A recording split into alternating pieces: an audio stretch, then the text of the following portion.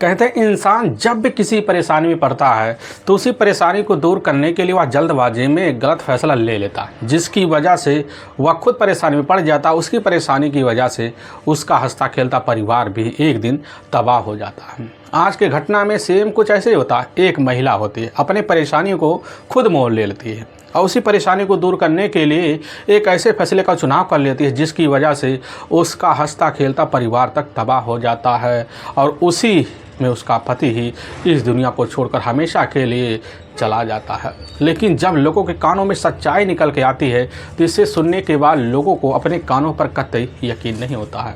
आखिर क्या था आज की घटना में? आज की घटना में क्या हुआ? आज की घटना की आप पूरी तह तक सच्चाई जानने के लिए इस वीडियो को आप लास्ट तक ज़रूर देखिएगा। नमस्कार दोस्तों, मैं प्रदीप कुमार आपको स्टडी बात चैनल पे मैं स्वागत करता हूं। दोस्तों आज की यह जो सच्ची घटना है, यह घटना सुनाने से पहले मैं आपसे एक छोटा सा रिक्वेस्ट करना चाहता हूं, क्योंकि आप अगर इस चैनल पर नए आए हुए हैं और पहली बार आए हुए हैं तो एक बार जाकर आप अपने इन्हीं प्यारे हाथों से आप इस चैनल को सब्सक्राइब ज़रूर कर लीजिएगा, ताकि आपकी वजह से आज ये जो वीडियो इम्पोर्टेंट होने के नाते काफ़ी लोगों तक पहुँचाया जा सके। इसके लिए हम आपके तहे दिल से शुक्रगुजार रहेंगे। दोस्तों आज की यह जो सच्ची घटना है, यह घटना ठीक मध्य प्रदेश और मध्य प्रदेश का जाना माना जिला पड़ता है ग्वालियर, और ठीक ही उसी का ही अशोक नगर पड़ता है, और ठीक उसी में ही एक त्रिकाल चौबसी जैन मंदिर पड़ता है जो पूरे हिंदुस्तान में प्रसिद्ध है। इसके अलावा यहाँ जो होता है उत्पन्न होने वाले शराबती गेहूँ की वजह से इस शहर का विश्व भर में पहचान है, और उसी में हिरियर एक टपरा पठार मोहल्ला पड़ता है। मैं बात कर रहा हूँ ठीक उसी मोहल्ले की, और यह बात है ठीक है 10 जुलाई साल 2023 का ही। वही लगभग सुबह का 10 बजे के आसपास का टाइम होता है। तो उसी इलाके में एक सेंट थॉमस स्कूल होता है। तो उसी स्कूल में एक महिला अपने 8 साल बेटे को लेकर अब पहुंचती है।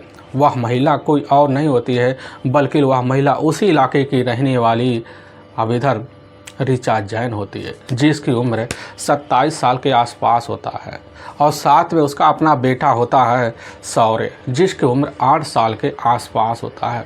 अब ऋचा जो होती है अपने बेटे सौर्य को लेकर उसी स्कूल में पहुंच जाती है, और उसी स्कूल में एक कुर्सी होता है, उसी पर एक शिक्षिका बैठी होती है। उसी के पास इधर ऋचा जब पहुंचती है तो शिक्षिका कहने लग जाती है कि बताइए आप हमारे पास किस लिए आए हुए हैं। तो ऋचा शिक्षिका से कहने लग जाती है कि मैडम जी हमारे बेटे सौर्य का आप टीसी निकाल दीजिए। और शिक्षिका जब यह बात सुनती है तो बड़ी चौक सी जाती कहने लग जाती है कि ऋचा क्या बात है, तुम्हें टीसी किस लिए ज़रूरत है? तो वहीं पर ऋचा कहने लग जाती है असल में हुआ यूँ, हमारे अपने पति सौरभ जैन जिसकी उम्र लगभग 35 साल है, उनकी मौत हो चुकी है। यह बात जब शिक्षिका सुनती है तो चौक सी जाती कहने लग जाती है आखिर उनकी मौत कैसे हो गई है। वह कहने लग जाती उनकी मौत लगभग 5 महीने पहले 21 फरवरी साल 2023 को ही एक रोड एक्सीडेंट में हो गया था। होने की वजह से उनके नाम कुछ बीमे हैं, वही बीमे हमें लेने हैं। यह बात है जब वहाँ की शिक्षिका सुनती है ऋचा के मुंह से तो बहुत चौंक जाती भाई, क्योंकि ऋचा के ही ठीक गांव की रहने वाली वो शिक्षिका होती है। अभी तक इस चीज़ की पता इधर उस शिक्षिका को नहीं होता है कि आखिर गांव के रहने वाले व्यक्ति इधर सौरभ जैन के साथ ऐसा कुछ हो सकता है। वह भी बड़ी सोच में पड़ जाती है। तरह तरह की शंकाएँ इधर शिक्षिका के मन में आने शुरू हो जाते। आने की वजह से वह परेशान हो जाती, तभी कह देती है कि ऋचा देखो कल तुम आ जाना, अपने बच्चे का टीसी लेकर हमारे पास से तुम चले जाना। यह बात कहकर ऋचा अपने बेटे सौर्य को अपने साथ लेती है, फिर अपने घर पर चली जाती है। लेकिन शिक्षिका जो होती है तुरंत इधर ऋचा के ही अब ससुराल में पहुँचती है। ससुराल में पहुँचने के बाद ऋचा के ही ससुराल वालों को उसी समय बुलाकर अपने पास पूछने लग जाती है क्या माँ जी तुम्हारा जो बेटा है सौरभ की मौत हो गई है। और जैसे सौरभ की माँ इस तरह की बात सुनती है, सुनने के बाद एकदम वही बेहोशी की अवस्था में आ जाती है, क्योंकि अभी तक सौरभ की माँ को यह बात नहीं पता होता है कि हमारे बेटे की मौत ठीक 5 महीने पहले एक एक्सीडेंटल की वजह से हुई है और साथ में उसका दाह संस्कार भी अब कर दिया गया है। और जैसे ही सौरभ की माँ इस तरह की बात सुनती है, वह सोचने के लिए एकदम मजबूर से हो जाती है। तुरंत इसकी बात जाकर उसी समय सौरभ की माँ अपने छोटे बेटे अब विनीत को बतला देती है। और विनीत जैसे ही अपने बड़े भाई सौरभ जैन के बारे में इस तरह की सूचना पाता है, वह भी पूरी तरह से बेदंग हो जाता है। बड़े सोच में पड़ जाता है कि आखिर हमारे बड़े भाई सौरभ जैन के साथ यह सब कैसे हो गया। और उसी समय पूरी सच्चाई जानने के लिए अब ठीक दूसरे दिन 11 जुलाई साल 2023 को जो होता है, वह खुद अपने कुछ दोस्तों को लेकर उसी सेठ थॉमस स्कूल में पहुंच जाता है। लेकिन जब पहुंचता तो उसी समय उसकी जो अपनी भाभी होती है, अब ऋचा जैन, अपने बेटे 8 साल शौर को लेकर पहुंच जाती है। लेकिन जैसे ही अब विनीत अपनी भाभी ऋचा जैन को देखने के बाद कहने लग जाता है, क्या भाभी सौरभ की मौत हो चुकी है। बेझिझक वहीं पर ऋचा अपने देवर विनीत से कहने लग जाता है कि हाँ, तुम्हारे भाई 21 फरवरी साल 2023 को ही इस दुनिया को छोड़कर वहीं रोड एक्सीडेंट में चले गए।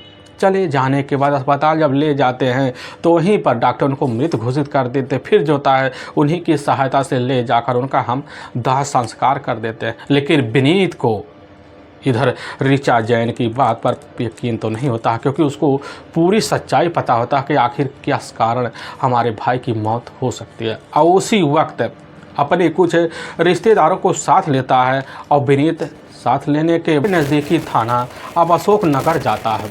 और जब जाता तो वहाँ के थाना इंस्पेक्टर होते हैं अब इधर अमन सिंह राठौर, उन्हीं के सामने खड़ा हो जाता है। खड़ा होने के बाद अमन सिंह राठौर जो होते हैं अब इधर विनीत से पूछताछ करते हैं। तो विनीत से जब पूछा जाता है तो विनीत बेधड़क करने लग जाता कि साहब, हमारा अपना भाई था सौरभ जैन, जिसकी मौत ठीक 21 फरवरी साल 2023 को एक बड़े ही बेरहम तरीके से की जा चुकी है। यह बात जब थाना इंस्पेक्टर सुनते हैं तो इधर सुनने के बाद विनीत जो था पुलिस के सामने फिर वही कहना शुरू कर देता है कि साहब, हमारे भाई की मौत एक्सीडेंटल की वजह से नहीं हुई, बल्कि उसकी हत्या की गई है। अब थाना इंस्पेक्टर जो होते हैं अब इधर अमन सिंह राठौर विनीत से पूछने लग जाते हैं, आखिर तुम्हें किस तरह यकीन हो रहा है कि तुम्हारे भाई की हत्या की गई है। विनीत कहने लग जाता कि साहब, हमारे भाई का हत्यारा कोई और नहीं है, बल्कि साहब हमारी अपनी भाभी ऋचा जैन है, और साथ में ऋचा जैन का ही प्रेमी है दीपक भार्गव। पुलिस की टीम जैसे ही अब दोनों का नाम सुनने के बाद उसी समय बिना टाइम गंवाए इधर विनीत के तहरीर पर दोनों के ऊपर नामजद हत्या का मुकदमा दर्ज कर लेती है। दर्ज करने के बाद एक टीम गठित करती है। अब गठित करने के बाद उसी वक्त पुलिस की जो टीम होती है अब इधर अब जैसे ही अब ऋचा जैन और साथ में दीपक की तलाशी करने के लिए उनके घर दबाव मारती है और पता चलता कि दोनों घर छोड़कर फरार हो गए हैं, जिसकी वजह से पुलिस का जो शंका होता और गहरा हो जाता। होने की वजह से पुलिस की टीम दोनों के पीछे मुखबिर लगा देती, अपने हिसाब से दोनों की तलाशी करने लग जाती है। लेकिन करते करते 2 दिन का वक्त बीत जाता, तभी मुखबिरों द्वारा पता चलता कि ठीक अपने ही मार्केट में इधर दीपेश भार्गव और साथ में ऋचा जैन दोनों एक बैग लेकर खड़े हुए हैं। अब पुलिस की टीम जैसी खबर पाती है मुखबिरों के द्वारा वहां पहुंचती है और दोनों को धर दबोची लेकर थाने पहुंच जाती है। लेकिन पुलिस की टीम जैसे पूछताछ करती है तो पहले दोनों इधर बातें करते हैं, लेकिन पुलिस जैसे अपने पुलिसिया अंदाज दिखाती है तो उसी वक्त दीपेश भार्गव और साथ में ऋचा जैन पुलिस के सामने टूट जाते हैं। लेकिन ऋचा जैन अपने पति सौरभ की हत्या की जो जुल्म कबूल करती, जो सच्चाई रखती, सुनने के बाद लोगों के कलेजे तक थर्रा से जाते हैं। असल में मध्य प्रदेश का ही जाना माना शहर पड़ता है ग्वालियर, और उसी का ही अशोक नगर पड़ता है, और ठीक उसी में ही जाना माना मंदिर पड़ता है त्रिकाल चौबीसी जैन मंदिर, और ठीक उसी में ही एक हिरियन टपरा पठार मोहल्ला पड़ता है। अब उसी मोहल्ले के ही रहने वाला होता है सौरभ जैन, जिसकी उम्र लगभग घटना के वक्त 35 साल थी। उसकी पत्नी ऋचा जैन होती है। लेकिन ऋचा जैन और साथ में इधर अब जाकर सौरभ की जो शादी होती है घटना से मात्र अब 8 साल पहले हो जाता है। होने के बाद दोनों खूबसूरत तरीके से अपनी ज़िंदगी जो होता है वहीं बिताने लग जाते अपने घर में। लेकिन कुछ साल के अंदर जो होती है ऋचा अपने सास ससुर का जो दिल होता है बड़ी बेहतर तरीके से जीत भी लेती है, जिसकी वजह से अपने घर में ही बहू का दर्जा पूरे परिवार वाले दे बैठते हैं। देने की वजह से अब ऋचा जो होती है अपने ससुराल में अपने पति की सेवा में कोई कमी नहीं रखती है, क्योंकि ऋचा जैन देखने में काफ़ी खूबसूरत होती है। होने के नाते सौरभ जो होता अपनी पत्नी इधर ऋचा का काफ़ी तौर तरीके से मान सम्मान भी देता और साथ में ऋचा के जितने भी खर्चे आते सभी खर्चे को पूरा करने के लिए जी तोड़ मेहनत भी इधर सौरभ किया करता था, क्योंकि सौरभ जो होता एक सेल्समैन का काम करता था और उसी की वजह से उसके पास ठीक ठाक पैसे आ जाते थे और वह सुबह जो होता है अपने काम के लिए निकलता और रात में कभी 7 बजे, कभी 8 बजे, कभी 9 बजे वापस अपने घर लौट पाता था। लेकिन हाँ भाई, जी तोड़ मेहनत भी करता था। जी तोड़ मेहनत करने की वजह से ऋचा जैन के जो शौक़ होते पूरे हो पाते थे। लेकिन ऐसे ज़िंदगी बीतते बीतते जैसे ही लगभग अब 2 साल का वक्त बीतने का होता है, उसी वक्त ऋचा जैन होती है एक बेटे की माँ बन जाती है। घर में एक बेटा होने की वजह से घर में खुशियाँ का कोई ठिकाना नहीं रहता, जिसकी वजह से अब खुशियाँ आए दिन परिवार में बढ़ने लग जाती है। ऐसे बढ़ते बढ़ते जब कुछ सालों का वक्त बीतता है तो खूबसूरत तरीके से बीतता है, तो उसी बीच ऋचा का जो अपना बेटा होता है अभी था सौर्य, जैसे ही अपनी पढ़ाई के जरिए पहुँचता उसी वक्त सौरभ जो होता अपने बेटे का दाखिला जो होता है वहीं पास सेंट थॉमस स्कूल होता है, अब उसी में जाकर करवा देता। करवाने के बाद सुबह इधर सौर अपने स्कूल चला जाता और शाम को लगभग वही 203 बजे के आसपास अपने घर वापस जो होता है अपनी माँ के सहारे रोज़ चला जाता था। अब इधर अब जो होती ऋचा अपने बेटे को रोज़ स्कूल छोड़ने जाती और ले आने जाती। यही सिलसिला रोज़ ऋचा जैन के चलने लग जाता है। तभी घटना से मात्र अब 3 साल पहले जिस वक्त भारत में पूरी तरह से कोरोना का माहौल होता है, उसी वक्त भारत में पूरी तरह से लॉकडाउन भी लग जाता है। लोग अपने अपने घरों में कैद हो जाते हैं। लेकिन हाँ, ज़िंदगी गुजारने के लिए, टाइम पास करने के लिए सिर्फ आदमी के पास एक मोबाइल ही सहारा बचता है। दिन भर मोबाइल पर लगा ही पड़ा रहता है और ठीक यही हाल ऋचा जैन का भी होता है। जब भी घर में काम धाम से छुट्टी पाती तो एक कोना पकड़ लेती, उसी कोने पर मोबाइल लेती और लेने के बाद उसी में अपना जो होता है इंस्टाग्राम, फेसबुक चलाने लग जाती। ऐसे चलाते चलाते उसकी खूबसूरत तरीके से उसके दिन कैसे न तैसे कट जाया करते थे। और तभी एक दिन दोपहर का टाइम होता, उसी वक्त ऋचा जैन फेसबुक चला ही रही थी। तभी उसी के प्रोफाइल में एक अच्छे तरीके से फ्रेंड रिक्वेस्ट आता है। वह फ्रेंड रिक्वेस्ट को जब देखती है तो प्रोफाइल को पढ़ती है और पढ़ने लग जाते तो पता चलता है एक बड़ा ही हैंडसम युवक का फ़ोटो लगा हुआ है। उस फोटो को देखकर एक ही नज़र में वह मोहित हो जाती है। पता चलता है उस युवक का नाम होता है अब दीपेश भार्गव, जिसकी उम्र इधर ऋचा से लगभग 5 साल छोटा ही होता है। जब दीपेश भार्गव के बारे में वहाँ बैकग्राउंड जाने लग जाती, पता चलता है दीपेश भार्गव एक काफ़ी हैसियत वाला व्यक्ति है जो ठीक भटौली का ही रहने वाला है।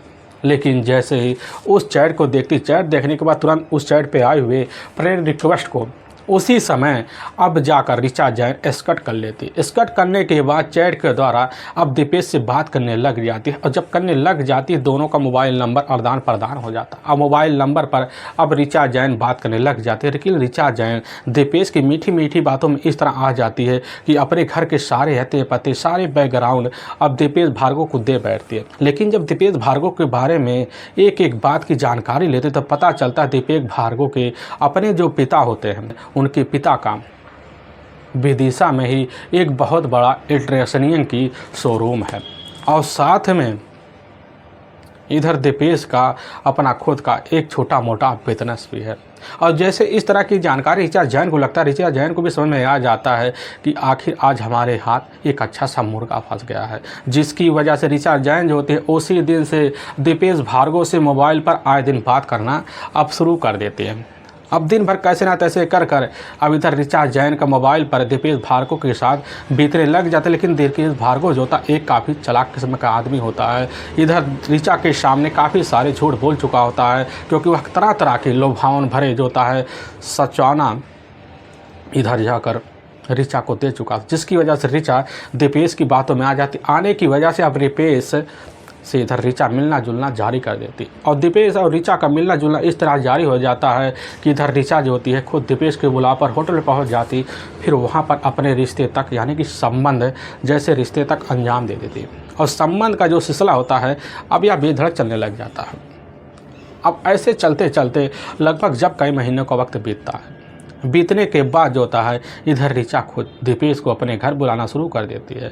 लेकिन जब घर वाले यहाँ तक सास ससुर जब पूछताछ करते हैं कि आखिर यह लड़का कौन है, तो ऋचा कह देती यह हमारा एक मुँह भोला भाई है, हमें काफ़ी मान सम्मान देता है, इसकी वजह से हमारा खैरियत लेने के लिए हमारे घर आता है। लेकिन जब इधर ऋचा के ससुराल को पता लगता है कि मुँह भोला भाई है, तो इधर दीपेश का अपने ही घर में बुलाकर काफ़ी अवभगत करते। अवभगत पाकर इधर दीपेश काफ़ी खुश हो जाता है और पाने की वजह से दीपेश घर में ठिकाना बना लेता, अपने रिश्ते को जाकर ठीक इधर ऋचा के साथ अंजाम दे देता, क्योंकि घर में सास ससुर और साथ में एक देवर के अलावा ऋचा का कोई होता नहीं, क्योंकि दिन भर पति जो होता सेल्स मैनेगिरी में व्यस्त रहता। और इसी का फायदा उठाकर ऋचा अपने ससुराल में बुलाकर दीपेश भार्गव के साथ अनैतिक रिश्ते को अंजाम देते। अब यह सिलसिला जब चलने लग जाता है और चलते चलते जब कई महीने का वक्त बीतता है, ठीक इन प्रेम संबंधों को जो चर्चे होते अब जाकर इधर ऋचा जैन के ससुराल में होने लग जाते हैं। होने की वजह से लोग परेशान हो जाते हैं, इतना परेशान हो जाते हैं कि इसकी खबर जाकर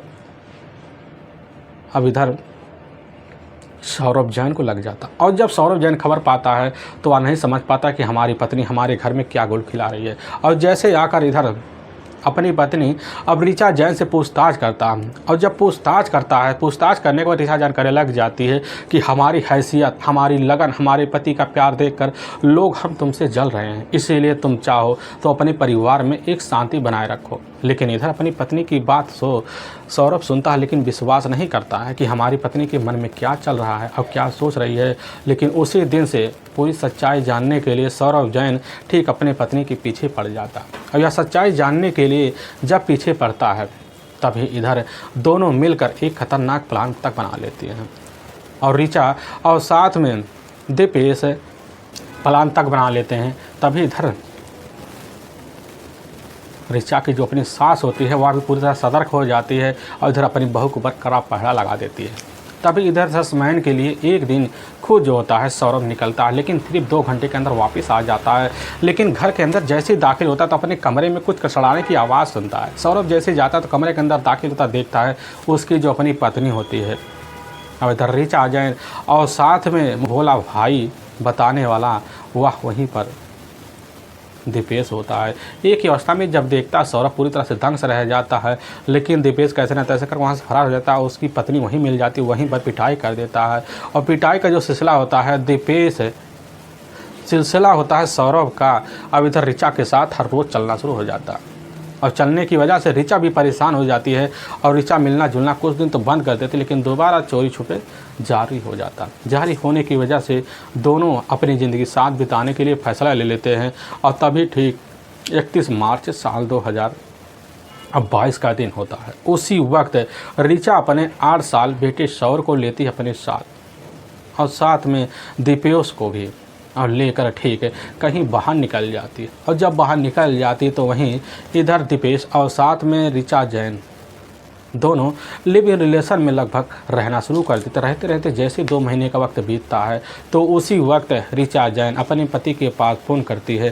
फ़ोन करने के बाद काफ़ी सारे मिन्नतें करती है, कहने लग जाती है कि आपका जो बेटा है दीपेश आपको बहुत याद कर रहा है, आपको याद करके बहुत ही रोता है। हम भी चाहते हैं हम भी अब तुम्हारे साथ आगे की ज़िंदगी बिता, क्योंकि हमें अपनी गलतियों का एहसास हो चुका होता है। लेकिन इधर सौरभ जैन को पता नहीं होता कि हमारी जो पत्नी है वह खुद एक खतरनाक प्लान के तहत अपनी ज़िंदगी बिताने के लिए हमसे बात कर रही है, क्योंकि दूसरी तरफ इधर दीपेश और साथ में ऋचा जैन दोनों मिलकर खतरनाक प्लान बनाए हुए पहले वहां से बैठे रहते हैं, क्योंकि कैसे न तैसे कर अब रास्ते में कांटा बन रहे सौरभ जैन को रास्ते से ठिकाना लगाया जाए। और उसी के तहत ऋचा जैन अपने पति से मीठी मीठी बात करते, मीठी मीठी बात कर अपने बातों में ले लेती है।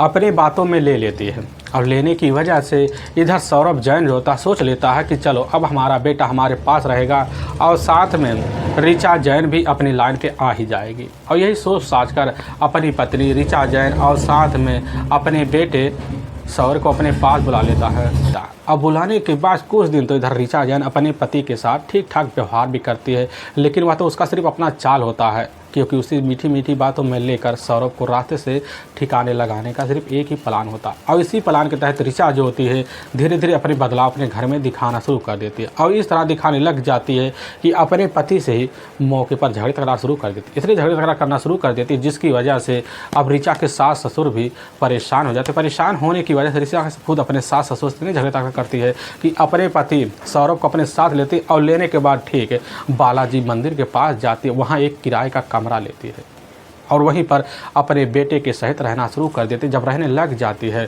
तो रहने के बाद जो होता अपने पति के ऊपर इतना पाबंदी लगा देती है कि इधर जो होता अपने सास ससुर से उन्हें मिलने की इजाज़त भी बंद करवा देती है, जिसकी वजह से सौरभ चोरी छुपे रास्ता देखता और अपने भाई विनीत और साथ में अपनी माँ से मिलने के लिए हर वक्त कोशिश भी करता। यह सिलसिला अब ऋचा के गैर मौजूदगी में सौरभ का अपने भाइयों से मिलना जुलना जारी रहता है। लेकिन जब ऋचा समझ जाते कि यहाँ भी हमारा अपना जो पति है अपने परिवार और से मिलना जुलना नहीं छोड़ रहे, तो उसी वक्त फैसला लेती, फिर जो होता है उस स्थान को चेंज करती है, दोबारा लगभग 2 किलोमीटर दूर जाती है, वहीं पर एक कमरा फिर ले लेती है, फिर वहीं रहना शुरू कर देती। लेकिन वहाँ भी जब देखती कि वहाँ अपना पति तो नहीं आता तो तलाश में बैठ रहती, वहाँ पर भी दीपेश को बुलाते अपने रिश्ते को उसी कमरे में अंजाम दिया करती थी। यह सिलसिला जब चलने लग जाता कुछ महीने और बीतता। कुछ महीने बीतने के बाद उसके मन में जो प्लान होता है कामयाब होने के लिए और आगे बढ़ना शुरू हो जाते हैं। इधर जो होता है सौरभ जैन के हिस्से में लगभग 5 बीघा ज़मीन होता है। उसी ज़मीन को कैसे ना तैसे कर कर लगभग 11 लाख रुपए में अब बिकवा लेती है। लेकिन उसी पैसे से जाकर एक ट्रैक्टर ले लेती है, लेकिन उस ट्रैक्टर का जो नॉमिनी होता है इधर खुद बन जाती है और साथ में उसका LIC और साथ में उसका जो लोन होता है सौरभ के नाम करवा देती है, ताकि अगर सौरभ का किसी कारण वक्त मौत होती है तो वह तुरंत लोन माफ़ हो जाएगा। यही सब सोच साझ कर इधर जो होती है ऋचा जैन अपने प्लान को कामयाब करने के लिए लग जाती है और साथ में जो बचे हुए पैसे होते हैं उसी पैसे को अपने पति के नाम LIC भी करवा देते, ताकि मौत के बाद तगड़ा पैसा भी आए। और साथ में जो पैसे बचते हैं ऋचा खुद अपने नाम करवा लेते हैं और करवाने के बाद अपने पति को फिर अपने साथ लेती है और लेने के बाद ठीक हिरियन पठार टपरा मोहल्ला पहुंच जाती, फिर वहीं पर एक किराए का कमरा लेती, वहीं पर रहने लग जाती। और जब रहने लग जाती है तो इधर अपने प्लान को भी कामयाब करने के लिए दीपेश भार्गव के साथ अब लग जाती है। तरह तरह के प्लान बनाती है, लेकिन उसके जो प्लान होते हैं हर बार फेल होते चले जाते हैं। और तभी ठीक फरवरी साल 2023 का महीना होता। उसी महीने के शुरुआती में इधर एकाएक सौरभ का जो हाथ होता फ्रैक्चर हो जाता है। काफ़ी जगह दवा करवाता है, लेकिन उसका हाथ जो होता है ठीक होने के कोई इरादा भी नहीं होता है, जिसकी वजह से इधर ऋचा जैन उसी समय एक प्लान बनाती। उसी प्लान के तहत ठान लेती कि अब समय आ गया है सौरभ जैन को रास्ते से ठिकाने लगाने का। तभी उसी प्लान के तहत ऋचा जैन दीपेश से बात करती। दीपेश से बात करने के बाद इधर जो होता एक कैब बुक करती है ठीक भोपाल जाने के लिए। और कैब को जब बुक करती है तो अपने पति सौरभ को मीठी मीठी बातों में ले लाती है। लेने के बाद वह भी अपने पति को भोपाल ले जाने के लिए तैयार करवा लेती है। और ठीक उसी प्लान के मुताबिक जो होता है इधर खुद सौरभ अब जाकर ऋचा जैन की बातों में आ जाता। आने के बाद ठीक 21 फरवरी साल 2023 का ही अब जैसे सुबह का टाइम होता है उसी वक्त कैब वाला तो पहुंचता है और साथ में उसी कैब में पहले से ही दीपेश भार्गव बैठा होता है। लेकिन उसी कार में जैसे ही अब इधर जाकर ऋचा जैन बैठती है, अपने पति को अपने पास बुलाती, उसी कार में लेकर बैठ जाती है। अब कार के ड्राइवर को ऋचा जैन इशारा मारती। इशारा मारने के बाद कार का ड्राइवर जो होता है अब भोपाल के लिए अशोक नगर से कार लेकर निकल जाता है। और कार चलाते चलाते लगभग दोपहर का जब टाइम हो जाता है तो उसी वक्त वह जो कैब होता है अब वह कैब जाकर विदिशा जिले में घुस जाता और घुसने के बाद ठीक सामराबाद स्थित और कोलवा गांव के करीब पहुंचता। और जब पहुंचता ऋचा ज्योति समय कहने लग जाती है कि ड्राइवर जी आप कार रोक दो, आप इसी वक्त यहाँ से वापस हो जाओ, आपको हम पैसे दे रहे हैं। वह तो चौंक जाता, लेकिन इधर ऋचा जैन कह देती है यहाँ से हम दूसरा कैब बुक कर लेंगे। ड्राइवर तो सिर्फ अपने पैसे से मतलब रखता था, इसलिए ऋचा से पैसे लेता है और वापस अपने कैब को घुमा लेता, फिर अपने घर पहुँच जाता होगा। इधर ऋचा जैन होती है और साथ में दीपेश दोनों कैसे न तैसे कर सौरभ को अपनी बातों में उलझाते हैं। उलझाने के बाद ठीक साइड में ले जाते हैं, वहीं पर अपने तरीके से गला दबाकर इधर सौरभ जैन की हत्या कर देते हैं। हत्या करने के बाद उसके बॉडी को तौर तरीके से चोट पहुंचाकर इस दुनिया से जुदा कर देते हैं। उसके बॉडी को ले जाकर वहीं पास एक नाला होता है, उसी नाले में ले जाकर अब डंप कर देती है। डंप करने के बाद वहाँ से अपने प्रेमी अब इधर दीपेश को अपने साथ लेती और लेने के बाद ठीक है वो उज्जैन घूमने के लिए पहुँच जाते हैं। लेकिन दूसरी तरफ सहानाबाद की पुलिस की टीम को मौके पर वहाँ डेड बॉडी सुबह जाकर प्राप्त होती है, और जब प्राप्त होती है पुलिस की टीम उसको कब्जे में लेती है और लेने के बाद जब जांच पड़ताल करती है तो उसके बारे में कोई सियान नहीं, जिसकी वजह से पुलिस की जो टीम होती है अनजान डेड बॉडी मानकर उस डेड बॉडी का वहीं दाह संस्कार भी कर देती है। लेकिन पुलिस की टीम इधर शिनाख्त करने के लिए अपने तरीके से भी लग जाती है। लेकिन घटना के मात्र 5 महीने बाद जब शिनाख्त के लिए विनीत पहुंचता है तो विनीत जैसी फ़ोटो को देखता है तुरंत अपनी भाई के रूप में पहचान भी कर लेता है। लेकिन दूसरी तरफ ऋचा जैन और साथ में दीपेश भार्गव दोनों जब उज्जैन पहुंचते हैं वहां तो तरीके से ऋचा जैन अपने बेटे को लेकर एक कमरे में रिलेशन की तरह ज़िंदगी गुजारती है। और जैसे कुछ महीना बीतने के बाद वहां से इधर अयोध्या के लिए निकल जाते हैं। फिर जोता दर्शन करने के लिए खाटू श्याम चले जाते हैं, फिर सिरडी भी घूमते। ऐसे घूमते घूमते लगभग जब 5 महीने का वक्त बीतता है तभी ऋचा को समझ में आ जाता है कि अब हमें अपने पति के LIC के नाम पर जो पैसे जमे हैं उस पैसे को बड़े मोटे रकम पे लेना। इसीलिए अपने हिसाब से अपने चाल को कामयाब करने के लिए ऋचा जैन जो थी उसी समय काफ़ी सारे कागज़ इकट्ठा करती है। 5 जून को ही जाती है भोगाम पंचनामा और साथ में मृत प्रमाण पत्र अपने पति का बनवा लेती है। और बनवाने के बाद ठीक है इधर 10 जुलाई साल 2023 को अपने बेटे को लेकर उसके स्कूल में पहुंचती है और वहीं पर जैसे TC बनवाना शुरू कर देती है तो उसी वक्त शिक्षिका की नज़र में शक की नज़र में चढ़ जाती है, जिसकी वजह से पुलिस के सामने एक सच्चाई आ जाती है। लेकिन वाकई में दोस्तों पुलिस के सामने जब यह सच्चाई ऋचा जैन और साथ में दीपेश भार्गव लाते हैं, इसे सुनने के बाद लोग वहाँ हैरान और परेशान। पुलिस की जो टीम होती है अब दोनों को अपने कस्टडी में लेकर जाकर वहाँ के न्यायालय में पेश कर देते हैं। न्यायालय में दोनों के ऊपर काफ़ी गंभीर धारा मुकदमा दर्ज करके ले जाकर हमेशा के लिए जेल के सलाखों के पीछे अब डाल देती है। दोस्तों हमें इस घटना का सुनाने का उद्देश्य किसी को दिल को ठेस पहुंचाना नहीं है, बल्कि आपको यह बताना कि आप जहां भी रहें आप सावधान और सतर्क जरूर है। दोस्तों फिर मिलेंगे एक नए वीडियो के साथ, तब तक के लिए जय हिंद और जय भारत।